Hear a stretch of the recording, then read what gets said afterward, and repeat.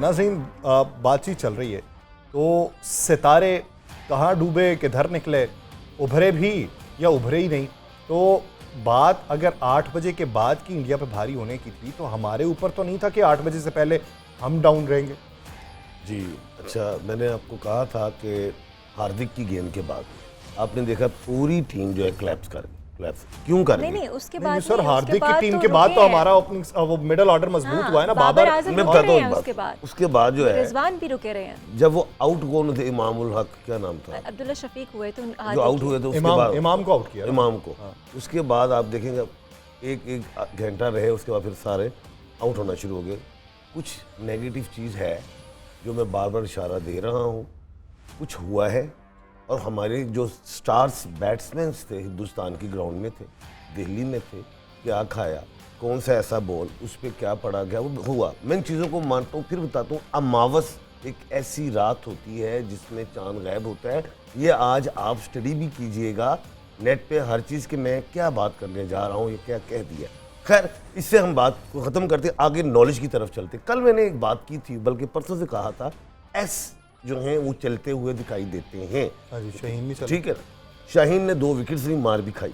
दूसरी चीज मैंने कहा अलिफ आइन वाले वॉवल्स, साउथ शकील भी था। अच्छा, मैंने फिर ये कहा था कि वॉवल्स जो है वो चलते दिखाई नहीं देंगे। इफ्तिखार गया, इनाम गया, वो गया, लेकिन हिंदुस्तान के एस को भी तो ध्यान में रखें। शुभमन गिल अच्छा नहीं खेल पाए, रोहित शर्मा RS हैं। जी हाँ। दूसरे आप जो बात करें S उनके पास थे शार्दुल ठाकुर। अच्छा, उन्होंने भी एक ऐसे सिराज ने भी उनकी गेंदे बॉल किया। हमारी मेन हमारे विकेट्स MS हैं। मैं बताता हूँ, सिराज जो थे उसने हमारे 2 बड़े अच्छे मेन बैट्समैन उड़ा दिए, जिससे हमारी टीम जो क्लैप्स कर उड़ गई।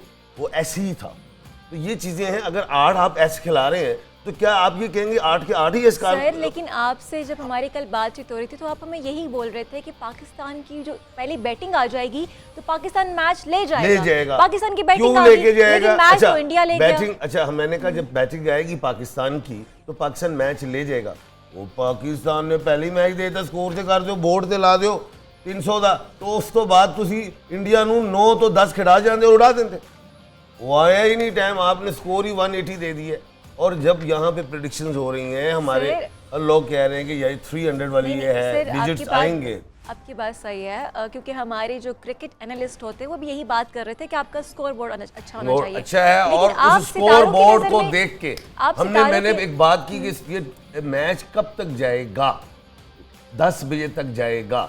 अब 8 से 10 का जो टाइम है, उधर हम 8 से 10 देख रहे हैं, इंडिया आउट कर जाएगा, खा जाएगा पाकिस्तान, टाइम ही नहीं आने। चले जी, अच्छा यासिर, कल एक बड़ी मज़े की चीज़ हुई, आपने देखा होगा कि थोड़ी सी मज़े की चीज़ थी, हमारे लिए मज़े की नहीं थी और ना ही वसीम अकरम को वो बात अच्छी लगी। हुआ कुछ ऐसा कि हमारे कैप्टन बाबर आजम जो हैं विराट कोहली से वो हमें मिलते हुए नजर आए और जर्सी ली। तो इस बात पे एक जर्सी नहीं थी, वो कपल ऑफ जर्सी। एग्जैक्टली, यानी उन्होंने साइन किए, बाबर आजम ने एज अ फैन उनसे जर्सीज जो हैं वो सिग्नेचर करवा के ली।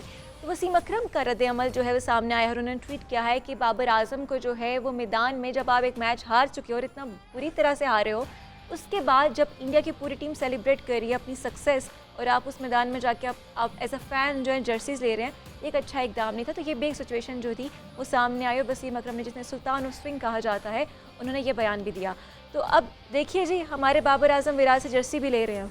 देखिए, बात यह है कि वो मैच का मैदान था, मैदान में जो फैसला होना था हो गया। उसके बाद उन्होंने शेक हैंड कर लिया, या साइन कर लिया 1-2 जैसे भी। तो मैं तो इसको पॉजिटिव लेता हूँ।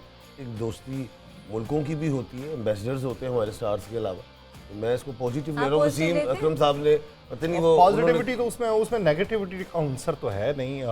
मैं किस अंदाज से सोचा, अगर प्लेयर आके मिलते हैं, लेकिन बाबर को वो हाथ में लाते वक्त, हैंडशेक करते वक्त ये याद रखना चाहिए कि दुनिया में कंपैरिजन जो होता है वो इन 2 प्लेयर्स के माबैन ही होता है। तो आप आज कहाँ पे खड़े हैं और वो इतना अरसा खेलने के बाद कहाँ पे खड़ा है। आपने कितना अरसा खेला है, आपने जितना अरसा खेल के नाम बनाया है, तो उसमें मुस्तहकम मिजाजी जो है वो आपको अपने सामने वाले में देखनी चाहिए। जब जर्सी उससे गिफ्ट ले रहे हैं तो उससे कुछ एक आध टिप भी ले लें कि अगर मैंने अगले 10 साल खेलना है तो किस तरीके से मुझे खेलना चाहिए और टीम मजबूत कैसे करनी है। क्योंकि आप जिस टीम के साथ खेल रहे हैं उनमें वो प्लेयर्स भी मौजूद हैं जिन्होंने आपसे बहुत ज़्यादा खेला हुआ, उनमें वो भी मौजूद हैं जिन्होंने आपसे कम खेला हुआ है। ये तो देखिए कि जितना खेल पेश किया गया उनकी जानिब से किस तरीके का पेश किया गया और आपके साथ वाले किस तरीके का पेश कर रहे हैं।